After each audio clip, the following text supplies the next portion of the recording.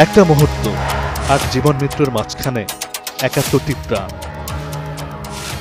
আকাশে ওঠার পরেই খুলে পড়ল বিমানের চাকা।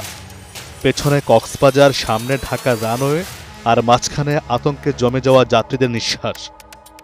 শুক্রবার ১৬ মে দুপুর ১টা ২০ কক্সবাজার আন্তর্জাতিক বিমানবন্দর থেকে ঢাকার পথে আকাশে পাখা মেলেছিল বাংলাদেশ বিমানের বিজি ৪৩৬ ফ্লাইট। বোর্ডে ছিল শিশুসহ ৭১ জন যাত্রী, কিন্তু তারা জানত না এ যাত্রা শুধুই এক স্থান থেকে অন্য স্থানে যাওয়ার নয়, এটা হতে পারে তাদের জীবনের সবচেয়ে ভয়ঙ্কর ও স্মরণীয় মুহূর্ত। বিমানের চাকা খুলে নিচে পড়ে গেছে, এই সংবাদ মুহূর্তেই হজম করার মতো নয়, তবে সেটাই বাস্তব। রানওয়ে ছাড়ার সঙ্গে সঙ্গেই পেছনের একটি চাকা বিচ্ছিন্ন হয়ে আশ্রয় পড়ে মাটিতে। বিমান তখন মাঝ আকাশে। পাইলট বার্তা পাঠালেন ঢাকার হযরত শাহজালাল আন্তর্জাতিক বিমানবন্দরে।